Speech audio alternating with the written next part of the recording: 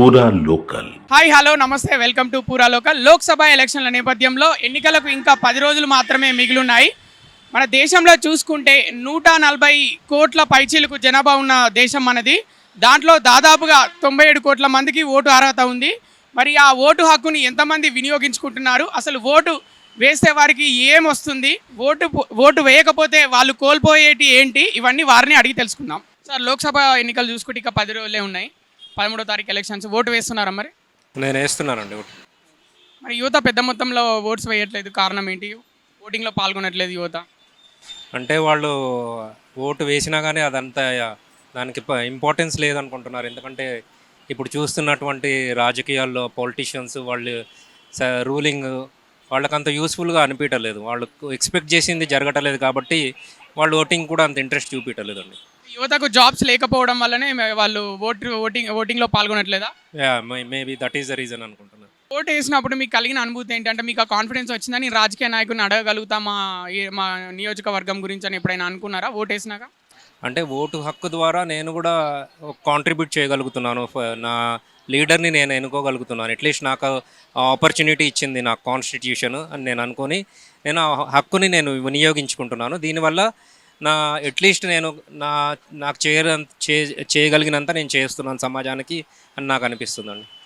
So దీనివల్ల at least ఆ పొలిటీషియన్ని ఎవరినైతే నేను ఎన్నుకుంటున్నానో అని నేను క్వశ్చన్ చేయగలుగుతాను అని నేను అనుకుంటాను.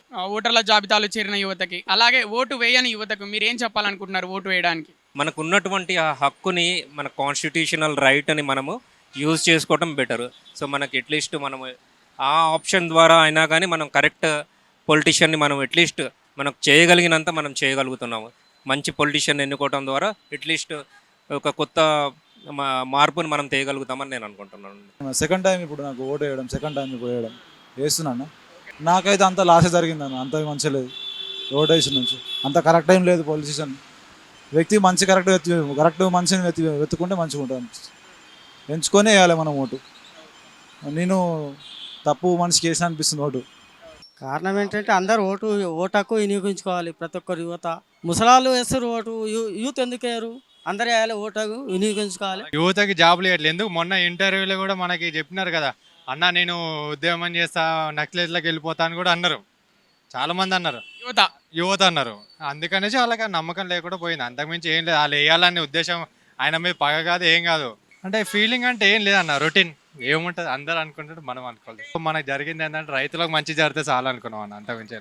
యూత్కి అంటే చదువుకున్న వాళ్ళు కూడా బేవర్స్ లాగా మావాలాగా తిరగకూడదు. మేము 10th వరకు చదువుకున్నాం. మేము ఏం చేయాలన్నా కూడా క్వాలిఫికేషన్ అడిగినారు. మేము చదువుకోలేదని బాధపడ్డాం అంతే. సపోజ్ ఇప్పుడు కేసీఆర్ ఉన్నారు, రేవంత్ రెడ్డి ఉన్నారు. వీళ్ళకి ఓటు వేసినాం అంటే, అరే రేవంత్ రెడ్డి అన్నకి వేసినాము, కేసీఆర్ అన్నకి వేసినాం, వీళ్ళు మాకు ఇది ఇచ్చినారు అని అలా ఫీలింగ్ వచ్చినాక కంపల్సరీ 100కి 200% వాళ్ళు నెక్స్ట్ ఇయర్ కూడా ఓటు వేయడానికి రెడీగా ఉంటారు. యువతకు వచ్చిన ప్రాబ్లము వాళ్ళ సాల్వ్ చేస్తే, రైతులకు వచ్చిన ప్రాబ్లం సాల్వ్ చేస్తే, భారీగానా ఎవ్వరు మంచి చేస్తే వాళ్ళకి ఓట్లు వేస్తారండి, అంతే. ఓటు వేసాను కానీ అడగగలను అంత కాన్ఫిడెన్స్ అయితే ఎప్పుడు ఏమనిపించలేదు. ఓటు అయితే వినియోగించుకోవాలి. నాకు తెలిసినంత వరకు అందరూ వినియోగించుకుంటున్నారని అనుకుంటున్నాను. ఓటుకు వినియోగించుకోవాలండి, అది వృధా చేయకూడదు అనేది నా అభిప్రాయం. వేశాను. నేను బెంగళూరు నుంచి వచ్చాను. బెంగళూరులో అయిపోయింది, నేను ఇచ్చాను ఓటు. రీజన్ ఏంటో కానీ వాళ్ళు మాత్రం చెయ్యాలి. వాళ్ళ ఫ్యూచర్, వాళ్ళ పిల్లల ఫ్యూచర్ సెక్యూర్ కావాలంటే చెయ్యాలి. లేదా పిల్లల గురించి యోచన లేదంటే పర్లేదు, ఓట్ చేయాలి. అది మన అధికారం, అది మన డ్యూటీ. ఆల్రెడీ ఆల్ ఫెసిలిటీస్ దొరికింది, అందుకని అది కంటిన్యూ కావాలని ఓట్ ఇచ్చాను. మా పిల్లలకు ఒక ఎగ్జాంపుల్ ఉండాలి, ఫ్యూచర్లో మేము ఓట్ ఇవ్వాలి అనేసి నేను ఇచ్చాను. ఫస్ట్ టైం ఓట్, ఇది మీ అవకాశం. Don't miss the chance, use the chance, select, make country strong. Present ఉన్న సిచ్యువేషన్లో రాజకీయ నాయకులు కొంచెం కమర్షియల్ అయిపోయారు బాగా. సాఫ్ట్వేర్ కానీ లేకపోతే ఏదైనా బిజినెస్ ఐడియాస్ ఉన్న వాళ్ళకు కూడా ఏదైనా లోన్స్ ఇప్పించడం అలాంటిది ఏదైనా చేస్తే బాగుంటుందని నా ఒపీనియన్. మ్యాక్సెస్ చేస్తలేరని అనుకుంటున్నా నేను. ఎందుకనంటే అన్ఎంప్లాయీస్ చాలా మంది ఉన్నారు. జాబ్లెస్ వల్లనే యువత ఓటే నీకు వస్తలేదు, ఎక్కువ ఇంట్రెస్ట్ కూడా చూపిస్తలేదు. నోటాక్ కూడా మన దగ్గర చాలా నోటాక్ వేస్తున్నారు. దేని గురించి అనంటే ఏ రాజకీయ నాయకుడు కూడా తనకు నచ్చట్లే. పార్టీని కాకుండా లోకల్ నాయకుని చూసి ఏమంటున్నాను. ఎందుకనంటే ఇప్పుడు పార్టీ సెంట్రల్లో స్టేట్లో ఏదొచ్చినా కూడా లోకల్ నాయకుడు కరెక్ట్ ఉన్నాడు అనుకో, వాళ్ళకి దేని గురించి అయినా హెల్ప్ఫుల్ ఉంటుంది. ఓట్ అనేది మనం పక్కా వినియోగించుకోవాలి దాన్ని. సరే మీరు నోటాకేసినా దేనికి వేసినా కూడా దాన్ని వినియోగించుకోవాల్సిందే. ఎందుకంటే 100% అనేది పెరుగుతా అంటే కూడా గవర్నమెంట్కు అరే వాళ్ళకు ఒక ఆలోచన అనేది వస్తుంది కదా, నోటా అనేది పెరుగుతుంది, దానివల్ల సరే మనం నెక్స్ట్ ఏం డెవలప్ చేయాలి అది అని చెప్పేసి ఒక చిన్న థాట్ అనేది వస్తుంది కదా.